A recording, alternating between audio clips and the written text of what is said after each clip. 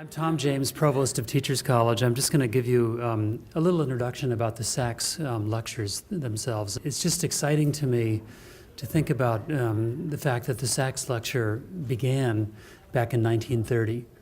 And it's really one of the oldest parts of our academic structure.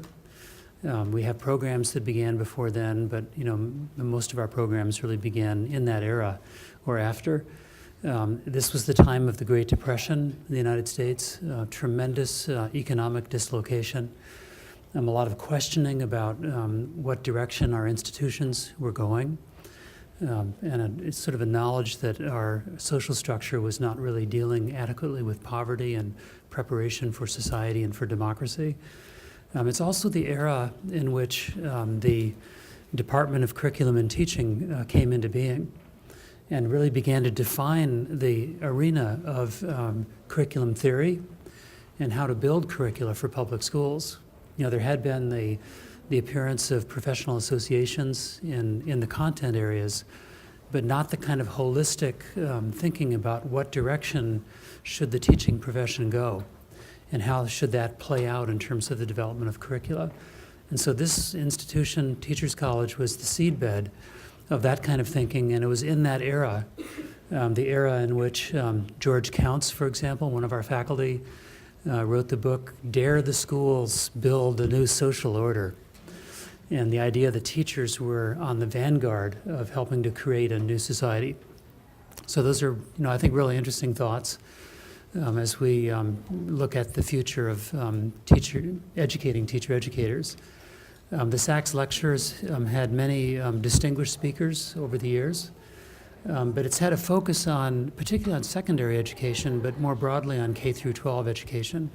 So we're really trying to bring in thinkers who can challenge us and activate our deep thinking about where we are going in teacher education and in our thinking about schools. And this series has certainly done that, and I know our speaker tonight will as well. So thank you all for coming. I can think of no better person to close out our year of intense investigation of the landscape for the preparation of teacher educators than Lauren Anderson. Lauren and I met a number of years ago and have had many and varied spirited conversations across the years.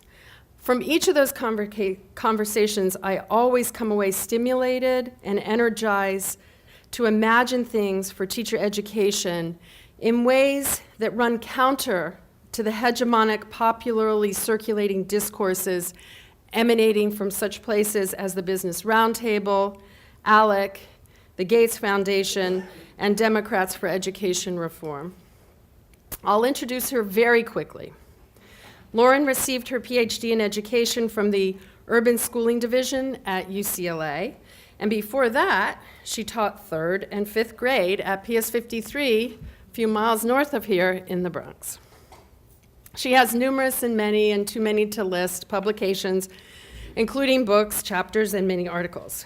And many of her publications take up the question, what do candidates learn in student teaching, particularly in different contexts and for different contexts?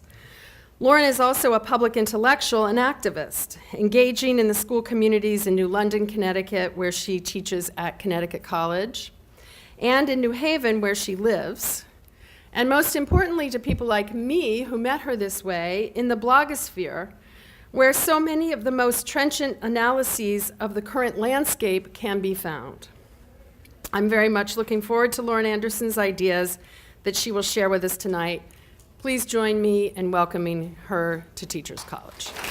So let me just start by saying what an honor it is to be invited to contribute to the SACS lecture series, and among such distinguished company. I have to admit it is intimidating to close out the lineup. At the same time, it's an enviable sweet spot to be in. I mean, one of the nice things about going last after luminaries, right, is that they have said quite a bit that you don't then have to say again, right? They're the best people to have said it. And that goes for, Ken on the sort of outsized influence of disruptive innovation in teacher education, and also on the important role of community knowledge. Marilyn on the reforms generally sort of deforming our field in so many ways. David Berliner on the problematics of testing, its contemporary uses. Wanda Blanchett on the kind of issues, what we need to really be thinking about if we're serious about tackling issues of justice through teacher education, in teacher education. Thomas Phillip on the importance of continuing to teach about race and racism. And Viv Ellis, who's fantastic as well, talking about the cultural, historical, and institutional landscape of pedagogy in teacher education more broadly. So like I said, I'm very grateful for that landscape that's been laid, and I won't try to relay it. I will just be making reference to it throughout. It's obviously, I think, something that we're all contending with. Now, I do like wordplay, so I have to be careful sometimes because titles that sound good tempt me, even if they don't always capture what it is that I'm going for. So in this case, I have 3 rhyming words. But upon reflection, I really do think that they're the right ones to anchor a talk about politics, purpose, and pedagogy of teacher-educator preparation. So I'm going to say a little bit about each one. So navigate. Navigating conjures careful charting, right? But also quick reflexes. It requires expertise, content knowledge, if you will. You have to know how to sail the boat, so to speak, in order to sail it through choppy waters, especially ones as choppy as the kind of waters we're in. But you also need contextual awareness and understanding, adaptiveness, and attentiveness to complexity. Navigating is fundamentally about agency, but it's about structure too. It's creative within constraint. It's strategic. It's often guided by the horizon line, right? Which may be unreachable, but is steadying and orienting nevertheless. And in teacher education, we might think of that as sort of our goals as a field, or in the sense that Engstrom talks about them as being sort of horizons that we should orient ourselves toward. Second word, regenerate. To create again, right? To be reformed or revived, spiritually or morally, or in our case, pedagogically too. The analogy of a regenerating amoeba is probably both limiting, but also, I think, a little helpful here. It's limiting in the sense that regeneration for us it has to be more than just a matter of growing anew that which the political or the institutional context has lopped off, right? So when we lose enrollment, it can't just be for us about getting enrollment back up. More of the same is not going to get us in teacher education where we need to go. Still, the amoeba analogy has some appeal and power. When an amoeba is fractured into pieces, those pieces can regenerate if and only if they have a kind of nuclear fragment. Now, in teacher education programs and doctoral programs, we're sort of routinely getting fragmented, right? We work together over years, and then around this time, next few weeks, we get kind of dispersed, oftentimes across large geographical areas as students spread out over jobs, new roles. And this poses a challenge.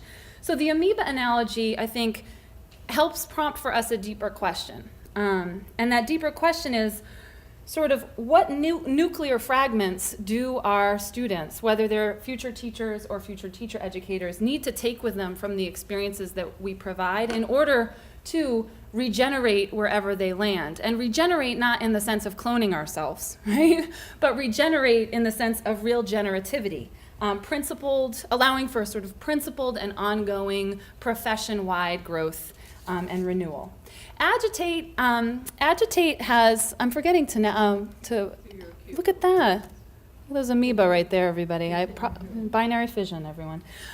So agitate has multiple meanings, right? Most literally, it can mean to arouse public concern about an issue in the hope of prompting action. Agitate derives from the Latin agitare, to do or to drive away, which sort of begs the question, right? To drive away whom or to drive away what? And I would say, to drive away those who seek to capitalize on the exploitation of school children. And there are many of those right now, particularly who are seeking to capitalize on the exploitation of school children from historically underserved communities.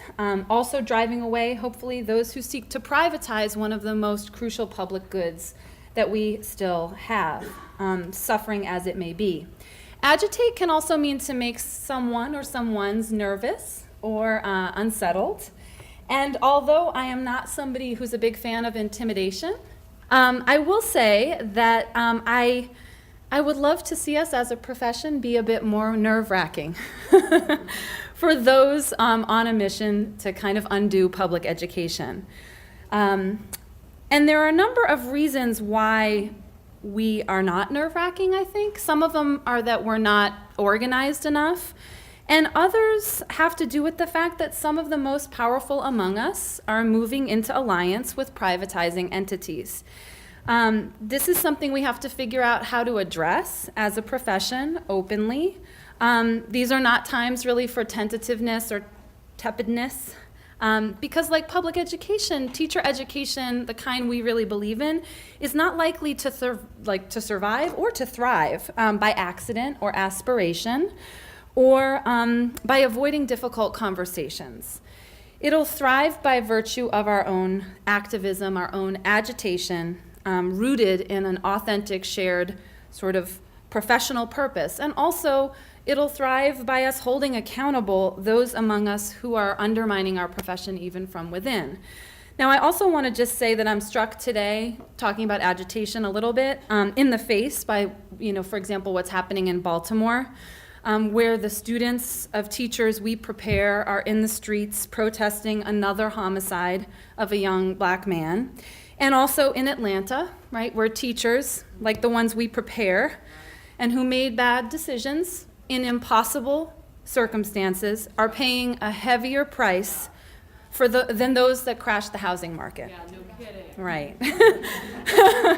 Yes, I know. We should be a voice, right, as a field or force in these issues too. These are teacher education issues because they're about the kind of world that we're trying to nurture.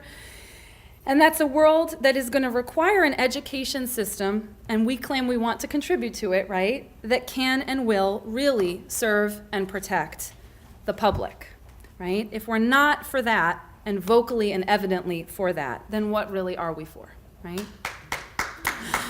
So for me, these three words anchor a vision sort of what teachers and teacher educators must be prepared to do. Not surprisingly, the vision is it's the same for teacher education and in many ways as it is for teacher educator preparation. And I would argue that it should be, right? Both of them have to prepare those entering the field to navigate that complex field, to regenerate themselves and that field, and to agitate in defense of what they know to be right educationally. And neither one of these two things can change in isolation from the other. So if that's the what, then what's the how, so to speak? Or how do we do it? How might we do it? That's what I'm going to be kind of talking about, approaches for preparing teachers and teacher educators to navigate, regenerate, and agitate. And in doing so, I'll draw from my own story and scholarship and imagination. I'll talk a little bit maybe more personally than some of the other speakers, in part because they've covered so much, about what it's been like to contend with the landscape that's been laid. As an emerging teacher educator, that's sort of part one of what I'll talk about. And then part two, I'll talk a little bit about some of the research I've done sort of to ground the parts that will come next, and that will really talk about what I see looking ahead in terms of a future for equity-oriented teacher education and teacher educator preparation. The perils, but more so the sort of ideas that leave me feeling optimistic and about the future of the field. So I'm going to thank an EDD student of mine, a former one, for this wonderful drawing that captures something many of us have probably felt at one time or another. This was a student in USC's Teacher Education in a Multicultural Society EDD program, so preparing to be a teacher educator. And I'll start by saying that, about 12 years ago, I got to experience the wonder of principled, rigorous teacher education across the street at Bank Street. And I also got to experience what many have talked about as this two worlds pitfall. I say that with tons of love for my grad program and also with enormous gratitude for mentors who worked extremely hard to kind of breach the gap between my teacher education context across the street and my teaching context on 168th Street. I remember, though, feeling like I had 3 jobs, right? One job was to be a teacher, another job was to be a graduate student, and a third job was to meld the two together, right? To bring what I saw happening for kids at Bank Street to the classroom where I was myself teaching. Of course, that classroom had radically different resources, really different cultural wealth to tap. And so it was a different project. And it was at Bank Street that I also read the book, Teaching to Change the World. And the combination of Bank Street and that book is really what drove me to my doctoral studies. Bank Street because I learned from it how much really strong teacher education had to offer. And the book, because I learned from it that there were teacher education programs that were really focused intentionally on that tricky third job that I felt like I was trying to do. So namely, to teach progressively in and for urban high-needs schools, or however we might sort of describe them. To work for equity with young people in schools where they have been traditionally underserved. And at UCLA, I had a fantastic time. I learned so much there that I could talk about on end. But I also realized pretty quickly that I was experiencing there too a kind of two worlds pitfall. So the two worlds pitfall times 2. I was in a program with an amazing group of practitioners, but our doctoral training in some ways was so much more oriented towards policy and research and publication than it was towards practice. There were faculty who taught future teachers, but they usually weren't also studying the pedagogy of teacher education. So they weren't studying necessarily kind of whether teacher education was working and how to do it better. And what this meant is that those of us who wanted to be teacher educators had the opportunity to do lots of things and to practice as teacher educators, but not so much to apprentice. And in a way, like, we apprenticed ourselves, for better or worse, constructing for each other with the support of mentors opportunities to get good or to try to get good at teacher-educator practice. And it's out of these linked sort of tensions, these two worlds pitfalls, that my scholarship, my identity, my vision for teacher education really emerge.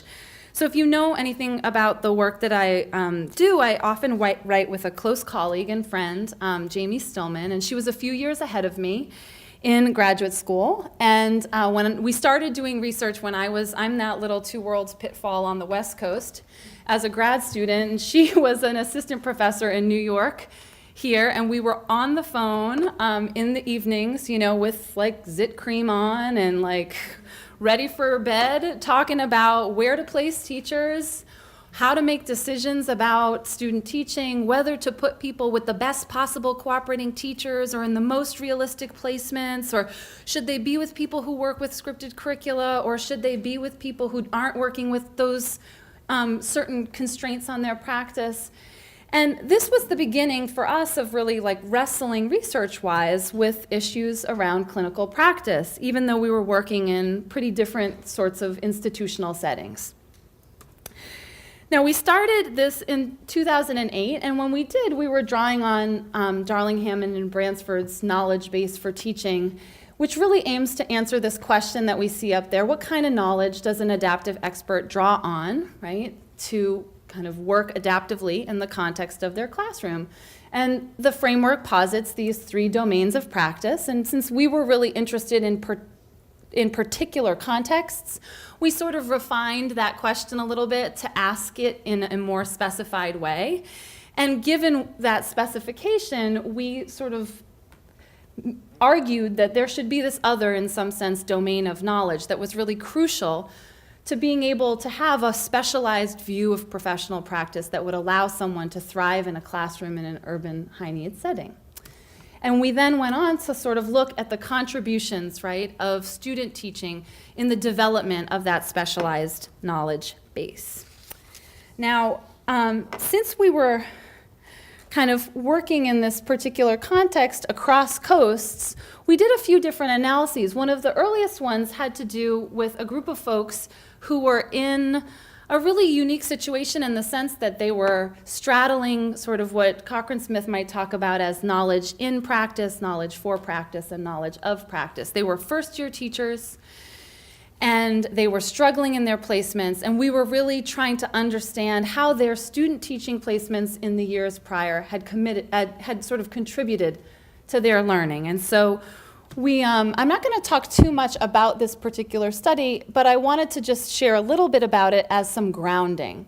So the idea was that there were these 11 teachers, each of whom had 2 student teaching placements in the prior year before they were in their classrooms as brand newbies, so to speak. And what we started to see in looking at the data sources that we had from those multiple placements, the ones that they had as student teachers and the ones they were experiencing as first-year teachers, was that there were these thematic findings that emerged through our analysis, but some of them were kind of really strong in relation to particular people and in relation to particular placements.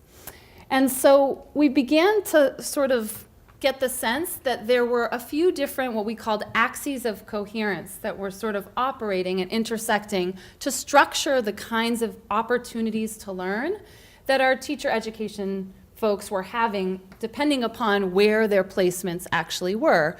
So that vertical axis there was sort of the policy context axis. And the horizontal one was what we might think about as the sort of philosophies and practices of the actual program that they were part of as a teacher education program. And what we were able to do because of this was sort of connect to some of the work that people like Pam Grossman and others were doing who talk about the importance of coherence in teacher education. The idea that future teachers actually need to kind of experience a set of teacher education program opportunities that hang together and build over time, and that they also need opportunities to practice in ways that correspond to what they're learning in their programs and that are also congruent with the kinds of places that they'll ultimately go on to teach in. And so what we sort of realized is that in many ways we're trying to prepare people for these quadrant B placements, right? These placements where they're situated oftentimes in schools that are experiencing tight curricular reforms, but also tight regulation of those reforms, but working under those conditions to teach in progressive ways that their programs, right, are supporting them to do. And so we basically mapped their placements against these 2 axes, and what we started to see was the relationship between where they were actually student teaching and what they had the opportunity to learn. And I'm going to go through these sort of quickly, just to give a sense. There's a lot in these graphics, and so I won't try to explain all of it, but I'll just say that, like, starting with this first quadrant, there were some student teachers who in their placements ultimately learned to and through struggle in the service of kids, and these were placements that were rare and troubling. Right? Where student teachers talked mostly about engaging in what we would call damage control, essentially interrupting practices that were problematic on a number of different levels. And the takeaway for them in this situation was that they largely learned more about what not to do than what to do, right? Second strong finding was that we heard a lot that they either had the opportunity to follow mandates with fidelity or ignore them altogether, depending upon whether they were in placements in that upper quadrant or lower quadrant, right? So placements that were tightly regulated reform contexts and really not kind of compatible with what they were learning in their teacher education programs meant that they ultimately saw a lot of curriculum delivery. They only got to practice in tested subject areas. They engaged in mostly teacher-centered pedagogies. And as a result, they basically never got to do much of what they learned in teacher education. Conversely, in these placements down in the bottom here, they got to do a lot of what they learned in teacher education, but they really didn't gain any familiarity with the things that they felt they were going to be expected to do and ultimately had to do in their classrooms as first-year teachers. So they didn't really learn to work adaptively with the mandates in their midst. Another finding that came out of this was that while those who had more coherent placements, placements that looked a lot like what their teacher education program wanted them to do, it was often the case that they were able to see things that they would want to practice themselves, images of what could be possible in their classroom, but not what went into making those possibilities a reality. And so they had these images, which then when they became first-year teachers, sort of helped them feel optimistic about their capacity to teach well in their given context, but without necessarily the sort of background knowledge, the backstage labor that they would need to kind of make that come to fruition in their classrooms. Right, so I'm just going to go over those quickly.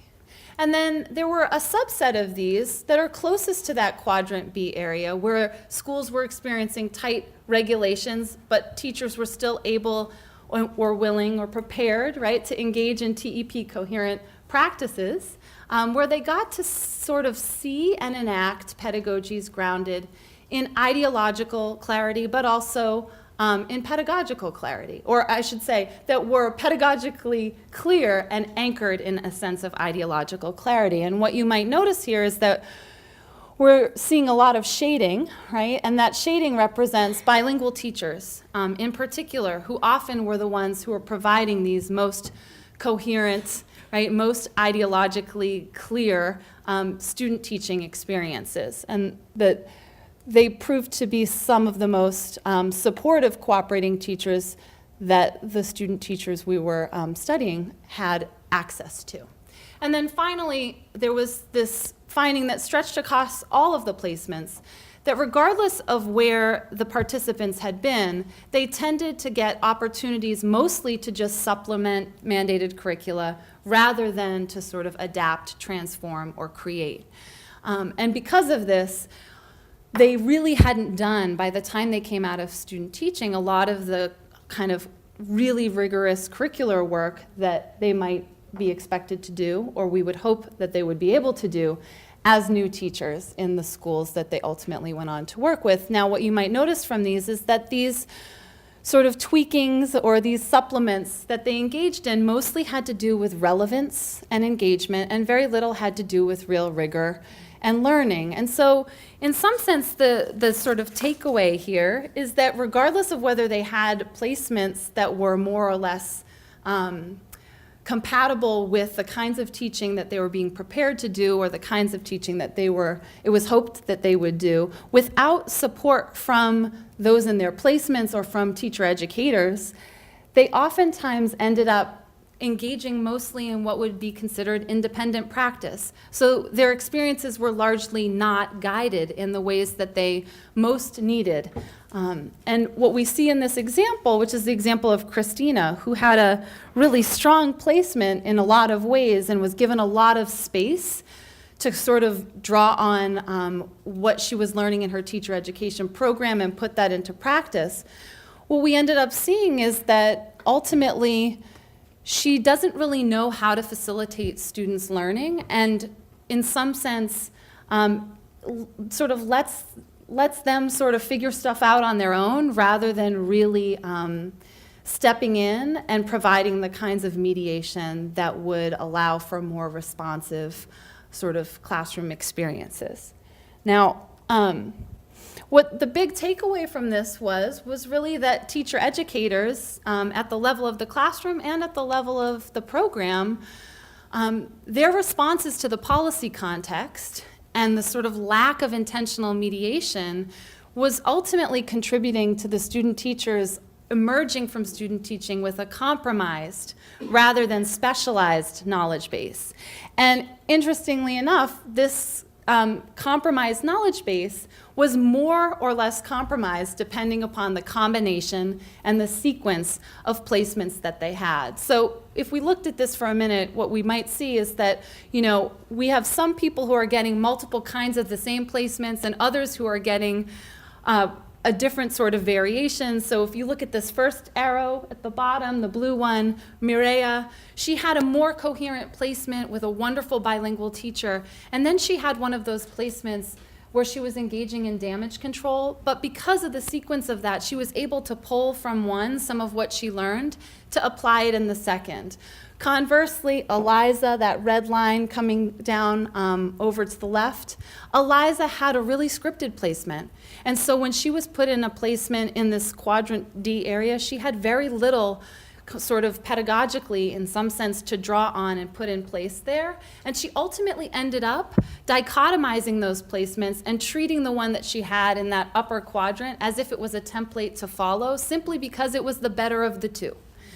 What we also see is that, again, in this case, we've got two teachers who had two wonderfully kind of compatible and coherent placements, and then we have one off to the left, right, who had two that were also similar, but not in the way that the teacher education program ultimately would have wanted.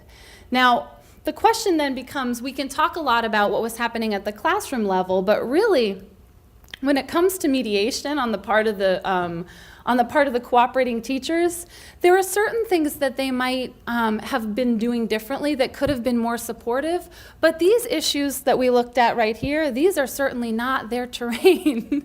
These are really the things that fully we as teacher educators and programs sort of own. And this raises questions about what is it that we actually need to know in order to make sound decisions about placing, sequencing, and then also mediating those different experiences so that regardless of what their contours are, our student teachers come out of them having learned what it is we would hope that they would. And this is really where we ultimately turn to theory to really assist us. And I think one of the things to note about this choice is that we turn to a learning theory because if you want to study learning, you need learning theory. And cultural historical activity theory is a theory that foregrounds learning, emphasizes the mediating role of context. So all of those different contextual factors that were shaping what the teacher education students were experiencing in the field have to be a part of what is being attended to if you're looking at learning, right? All of them are shaping the learning that's happening. And chat also sort of helps to address issues of culture with more complexity than they often are. And in the example that was used a minute ago, and I didn't really talk through it, but it's an example of the student Christina, who her cooperating teacher is essentially teaching a unit on camouflage that's part of the open court reading program. And she sort of brainstorms with him ideas about what she might be able to bring into the classroom to do that would be more responsive to the students. So she decides she's going to do this mural. She has them do a mural. On one side is the desert, on the other side is the rainforest. They draw a snake through the middle, generate all of this content there, some of which includes drawing crosses in the desert. And so what Christina notices is that that's happening, but she doesn't really know what to do with it. And so part of what this chat heuristic of the activity system helps to do is to map out all of the things that are shaping what's happening in that interaction in the classroom to help think through what it might look like to support Christina in that situation to generate learning. The kind of learning, right, that might kind of involve on the part of a teacher educator pressing, right, Christina to connect the mural and the knowledge that the students are kind of demonstrating in that mural to the things that she, right, might be required to then address. And finding ways as a teacher educator to, for example, support her to move the students' mural and what it showed that they knew and were interested in and cared about to the center of the curriculum, and to then organize and integrate all of the mandated materials that she might be asked to use around that, almost as a sort of pivot point.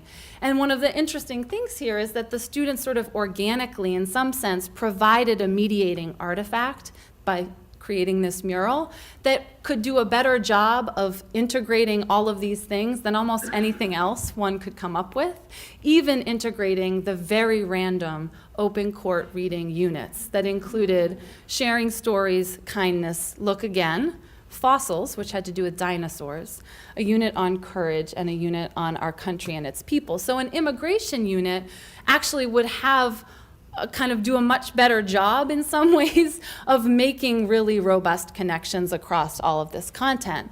Now, in terms of sort of looking beyond this, as we're puzzling around these issues, we're clearly like consulting the literature and realizing that, you know, there are very few overall, in many ways, studies, although there are many that are looking at and sort of in agreement around the importance of giving students in teacher education authentic field experiences. There are very few that are exploring how they actually learn from placements and from cooperating teachers, how they learn in particular to practice, and what the contributions of teacher educators are to that practice, and then how they're navigating the material, ideological, and political conditions in those actual school sites.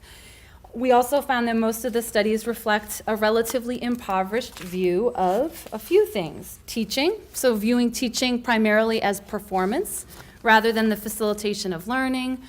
Student teaching more as kind of immersion and independent practice versus guided practice. And really fairly impoverished views of culture, right, that focus on superficial traits over repertoires of practice that might be unfolding in communities.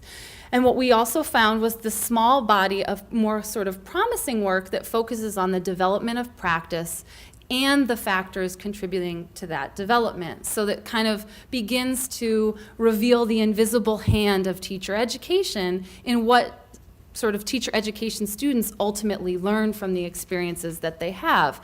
And this, I think, is really where the field of teacher educator preparation has an enormous amount to offer.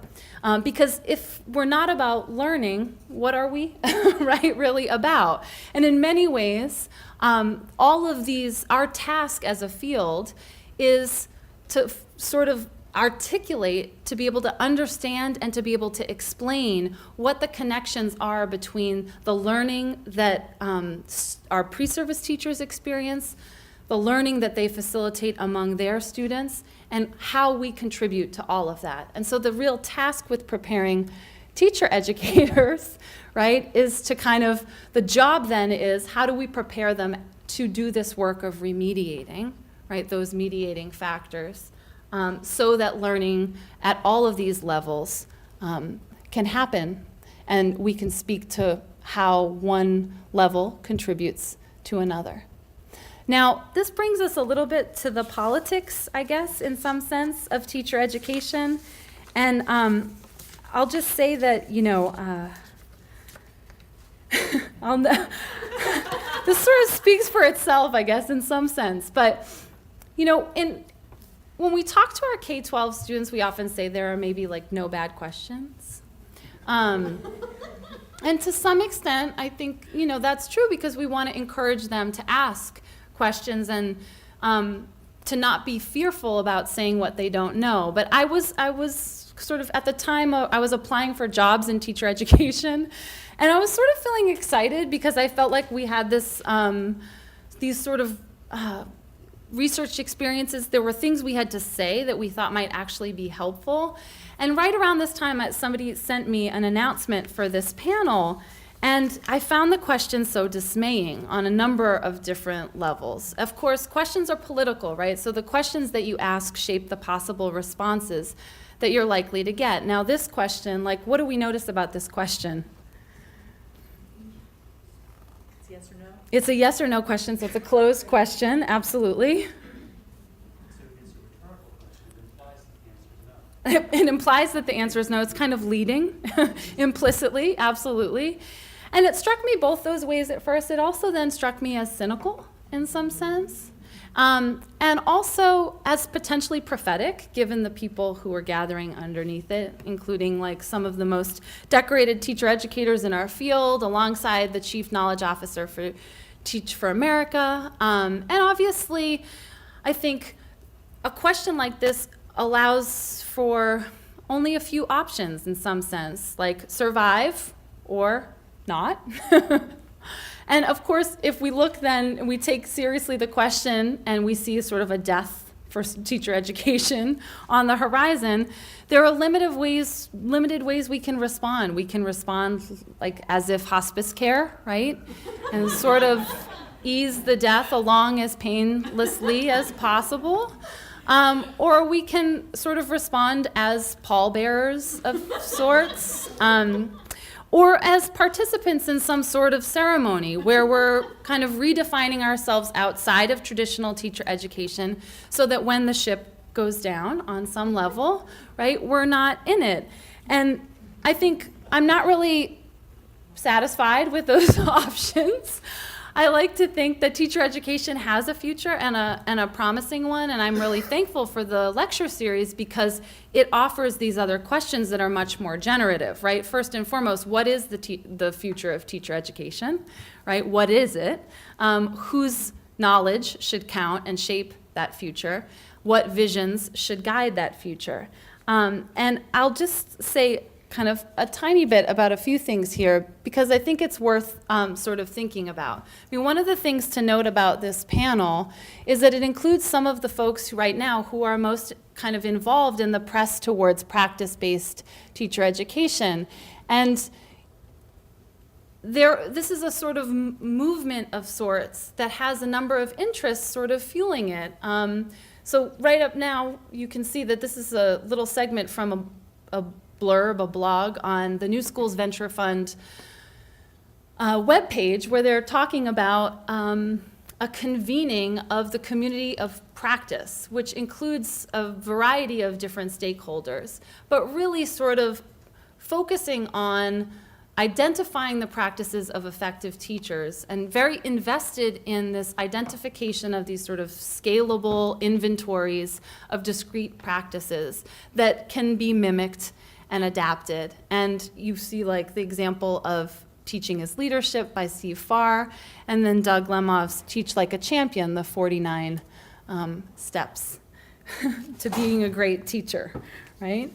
And this convening, I think, is important to just say a little bit about because it includes all of the entities on that prior slide gathering under that question, as well as many, many more. And I think that it's interesting to just, and important to note as a field that there's this convening going on of the New Schools Venture Fund, a like venture philanthropy, pro-privatization entity, that is also kind of partnering with university-based teacher educators at the same time that it's working to press forward and lobby for policies that are working to deregulate teacher education.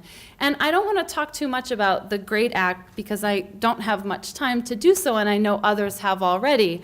But I think it's important to at least sort of underscore some of the rhetoric that we see running through this. And Benjamin Riley, who is the author of this piece, again, another just blog post, this one from 2013. Benjamin Riley was a New Schools Venture Fund staffer at the time. He's now the founder of the Deans for Impact, a group of 18 Graduate School of Education deans that are sort of working together on issues of reform in teacher education and kind of committed to a suite of initiatives that I think many of us would ask questions about and we could have a much longer conversation about. But one of the things I just wanted to point to is this language of we need less theory and more reality in teacher training. And I think that's really interesting language that I'll kind of come back to in a minute. And so, you know, one of the things I want to say about even putting this up here is that I had some concern about doing it because I don't want it to seem in any way sort of like a personal thing. It's one of many examples we could look to, and there's certainly no problem in having conversations about the need to identify, let's say, core practices, the need to work towards a common language in teacher education. I think all of that can actually be really fruitful and really valuable. I think the tricky part comes when venture philanthropy entities and sort of political interests end up reappearing as really influential in a lot of the kind of, in a lot of the direction that the conversation, right, might be taking. So then the question I think that this leads us to is like, what does it have to do, any of it, with the pedagogy of preparing teacher educators? And so we see here a horizon line again, and I'll just say a few things about it. The first being that I would argue we don't really need less theory. In fact, we might need more, and it's a really interesting thing to see theory and practice treated as a sort of zero-sum relationship. Everything in my experience, in my studies, in my fiber would suggest that actually theory is what makes us, in some sense, most dangerous and most unsettling or nerve-wracking, going back to that initial part, like having a social analysis. We need that theory to be more intimately connected to practice. We need to focus on practice, but not to focus on practice in order to focus less on theory. Theory is like an essential part of, I would say, nurturing the nuclear fragments, right, that, going back to that amoeba metaphor, that matter most for generativity. And I'd say that the nuclear fragment that we need to nurture most is this idea of pedagogical clarity rooted in ideological clarity. And that's the kind of stuff that we saw in little flashes from those bilingual cooperating teachers who were in that quadrant and who actually engaged in practices and talked to student teachers about why they did what they did, given their understanding of the structure of schooling, the structure of society, and the way their students were situated within or in relation to both. It's ideological clarity on some level that will help us to sort of avoid, as a field and as teachers, the teachers we prepare, avoid fetishizing those methods and techniques, and instead being more prepared to answer the deeper questions like what content should we teach, what content against what, for whom, and against whom, and what should we do about any of it. Now, it doesn't mean that practice-based approaches are bad. Actually, they have a ton to offer, right? In, for example, their attention to practice, their attention to learning, particularly learning to practice, their responsiveness to real schools, and their capacity to make teacher education more reality-based. Their positioning of school-based practitioners, right, as partners in setting goals and facilitating learning. Their kind of potential to increase the proximity. So when we move towards practice-based approaches, we move towards a closer connection between university-based teacher educators and those at the school level. And they provide more, therefore, kind of information that would allow us to strategically remediate the learning of student teachers and K through 12 students, and ultimately help us to create contexts in which we'll find it much easier to reveal, sort of through our research and our practice, teacher educators' actual contributions to our own students' learning and in turn to their students' learning. And this has the potential to address the two worlds' pitfalls and also to really inform what it is that teacher educators need to know, and therefore what we need to prepare them to be able to do. Of course, the concerns that practice-based teacher education raises is that teachers are not technicians. So by focusing on practice and having the kind of rhetoric be that there are techniques that are going to make us successful teachers and that theory needs to be something we attend to less, not more, we put ourselves in a really, I think, dangerous potential place, particularly when those who seem to be having the most impact on the public discourse are the ones who are often presenting the most simplified version of the narrative, more simplified than the narrative that the scholars, even in that panel, would ever provide about the importance of practice-based teaching and what it should be, teacher education, and what it should involve and be coupled with.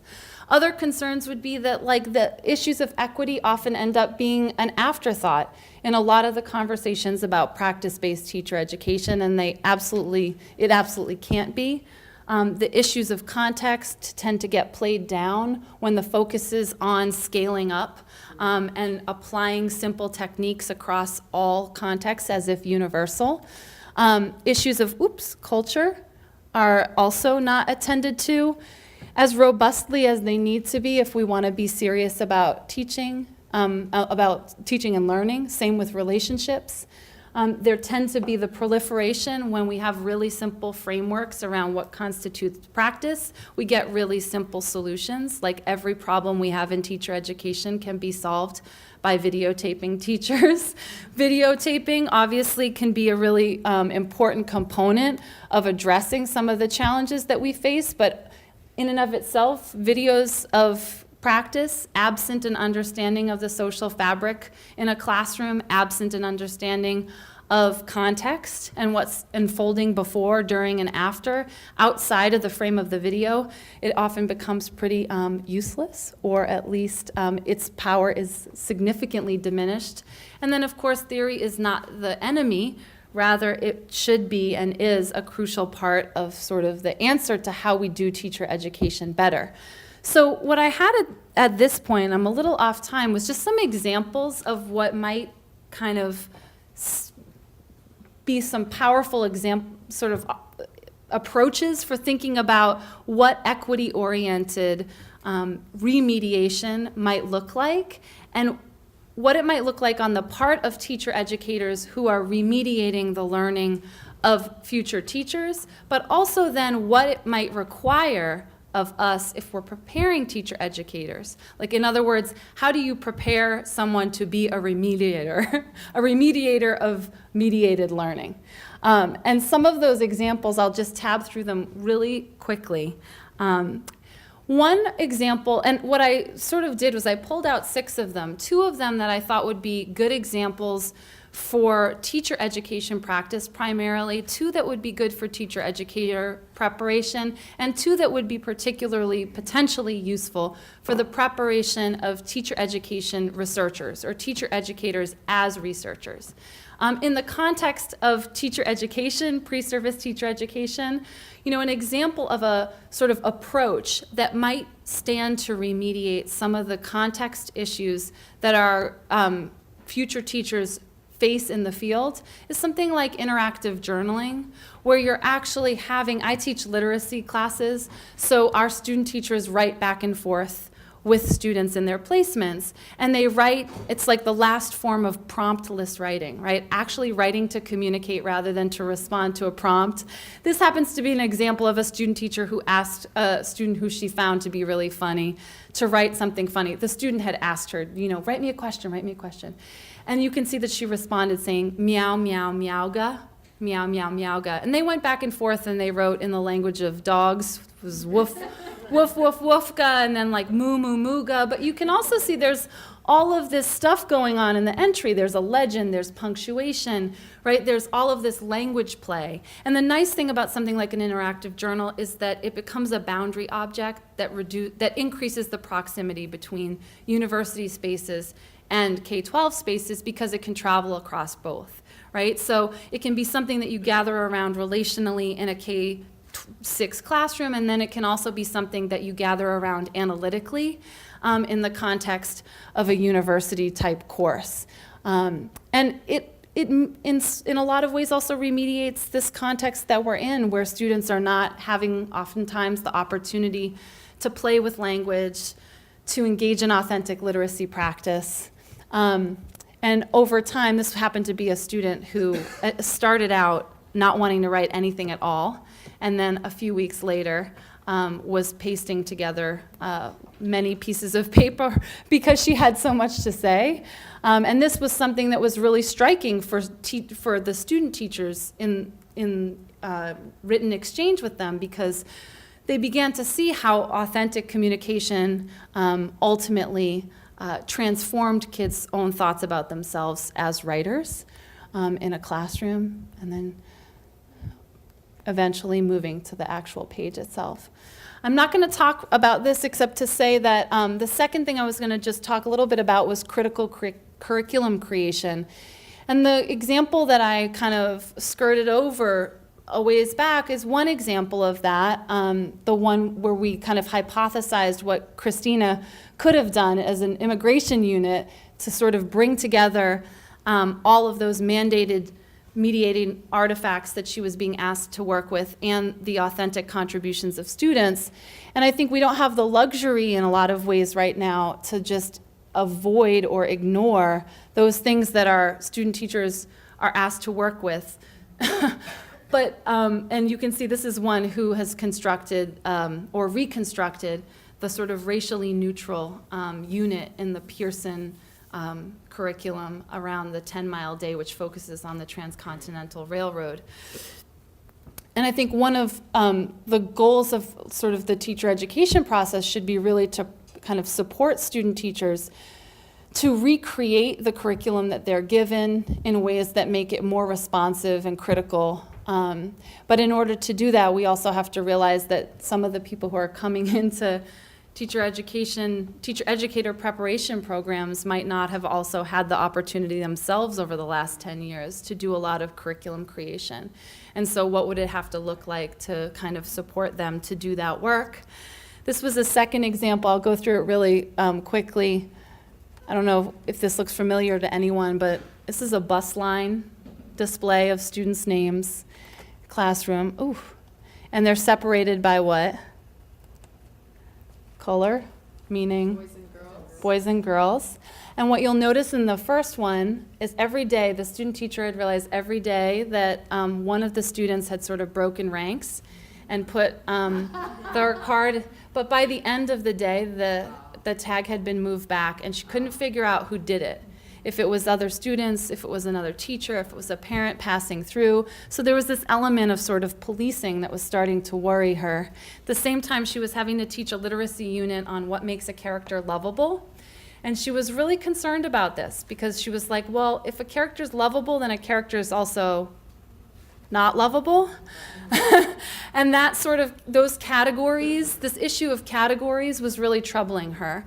And so she constructed a unit that was meant to respond to this, where it was around Halloween, where the kids looked at Halloween costumes and categorized them multiple different ways to kind of get at the social construction of categories, and then also read texts that troubled some of the gender dynamics. And this happens to be a book about a protagonist, right? A character named Bailey who wants to wear a dress against the wishes of those around her because she is identified as a boy by others.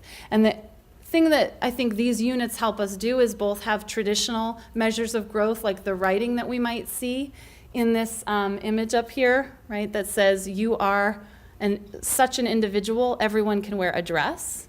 But also what the kids did unprompted, which was that they began to stop policing each other.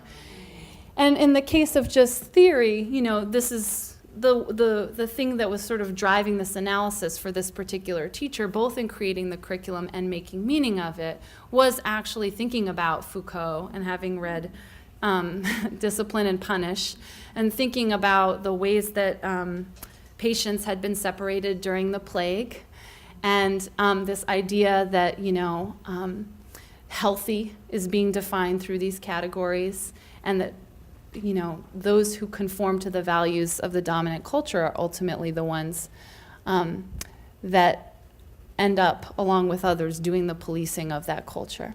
So I won't talk about the last few, except to say that the ones that focus on the preparation of teacher educators really have to do with this notion of apprenticeship that I made reference to earlier. So opportunities for future teacher educators to be involved in the work of teacher education authentically, but not as independent practice, as actual guided practice. So to be out in the world doing teacher education work and getting feedback on that, which is something oftentimes we don't have as part of our preparation for being a teacher educator. Sort of engaging in practices like culture circles that are really sort of opportunities for those who are kind of out in the field to engage in a reflective process together based, in this case, on the sort of Freirean cycle, right? To problem pose and to try to imagine and work through and rehearse and practice in action possible solutions and paths forward. And I think these are really good examples of things that we could do both in teacher educator preparation, drawing from the experiences that teacher educators have in those apprenticeships, but also over the first few years of their careers. And the last two that I won't say anything about are really examples of sort of approaches to research that I think could help to remediate some of the things that are happening in our research culture and that ultimately in a lot of ways work against teaching and learning at all of those geared levels in that image that we saw previously. And clearly to do all of this, I think, it's going to require really restructuring teacher education, I think, in a lot of ways, and thinking through what that might entail. And I think, again, here, theory is essential, right? So a lot of times people will say, well, a residency program is a restructuring of teacher education. And that's often true. It's also the case that it's often an under-theorized one. So this is not to say that like social network theory, which is what you're seeing a little bit of up here, is the answer, but it might be one answer because it's a theory that has to do with structure. And if we think about it, those images up on the left-hand corner kind of speak to how teacher education programs are often structured now, right? We have triads of cooperating teachers and student teachers spread out, right? And in some sense, we have really like long stretches of space between ourselves at the kind of program level and what's happening out in schools. We try to work against that, but the outcome is that we have a network that looks like this crocheted open weave on the bottom, that if you throw something through, including a student teacher, they're going to fall right through. If by chance they might get caught, but more likely than not, they might not. The kinds of restructuring we might need to do would be to restructure really to create networks that look like this, that function more like trampolines, sort of that are tensile, that keep people up and bouncing rather than falling through. And that could mean really partnering thick partnerships with schools so that we have as many as 5 student teachers in one room. And we're really thinking creatively about what that might look like so that there can be more of this work done that looks at the connections between what we do at the level of preparing teacher educators, what teacher educators then do with future teachers, and what future teachers then do with their own students, all again trying to capture the chains of learning and the way that learning supports and facilitates learning at the most basic level, the kind of point that we in many ways say we care the most about, which is K-12. So I'll maybe just stop there. I think that's a really good question. I think the developmental appropriateness stuff also gets us back to like just having techniques is not ever going to be enough. You need to have judgment that's grounded in knowledge of things like child development, for example. I also think like for the curricular design stuff, one of the things that we've had a lot of like success working with teachers is the model, the storytelling model that Leanne Bell has written about. And that's more of like a way of framing content, I think, that helps kind of, what it basically lays out is this idea of like there's always a sort of stock story, and behind the stock story of anything there are concealed stories, resistance stories, and then these potential like transforming or emerging stories that you could write. And so with something like even that example of the Transcontinental Railroad, it's a way to say if we have to teach this thing about the Transcontinental Railroad, then we can teach it as a stock story. And we can teach it as this stock story. It's like a sanitized story that doesn't address issues of race and class and culture as dynamically as it should. And then we can actually teach it as that. And so we then can deconstruct it a little bit and supplement it with some of the things that might kind of, if we were to scratch beneath the surface of that. Now, that doesn't always work, and I think it's also really hard. I also think, this question of like cooperating teachers, most of the real curriculum design work that people do, they're not doing it during like the school day, right? They're doing it when they have more time to do it. And so I think really trying to think about how in our programs we provide opportunities for future teachers and for future teacher educators to kind of work deeply on curriculum when they can't necessarily be doing that like in the course of your average school day.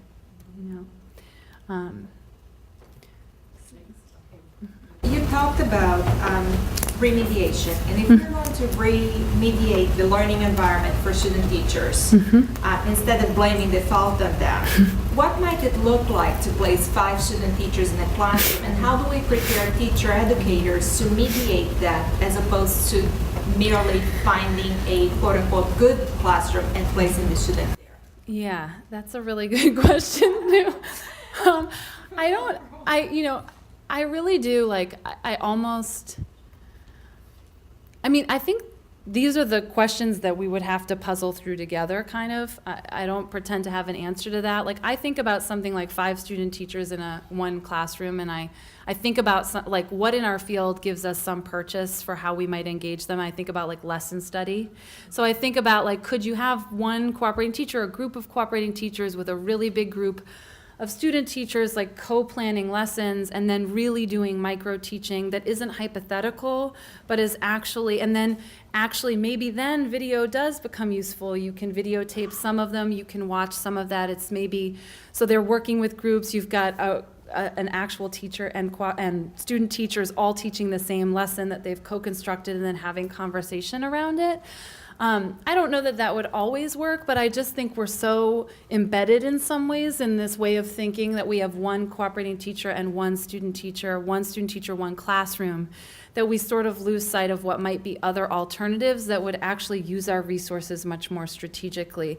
Because the other thing about that is that model, that really diffuse model, requires so much labor on the part of somebody doing the kind of, and I think Viv Ellis maybe talked about this as relational work, but you got to have a relationship with the school, you have to travel to get there.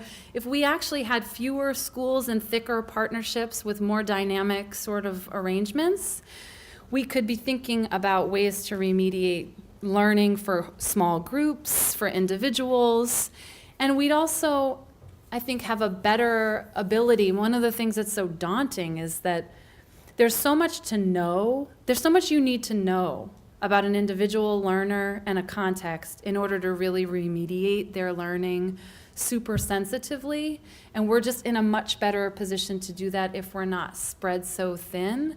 But we have this idea that student teaching, and I know we have state mandates and all that stuff, has to be hours of individual time with a whole group. And I think we give too much weight to that, you need to be in front of a whole classroom and running it yourself.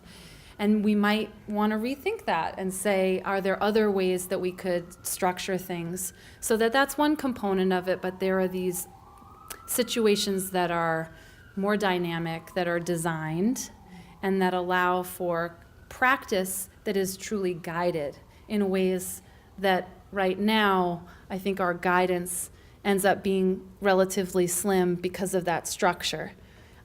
This kind of structure might actually allow us to infuse a lot more guidance, a lot more guidedness, a lot more remediation in response to understanding with depth the factors at play in a particular context. Well, I think you've done a lovely job of thinking about, is there a future of teacher ed? And I want to come to your future. How many people want to go to her future?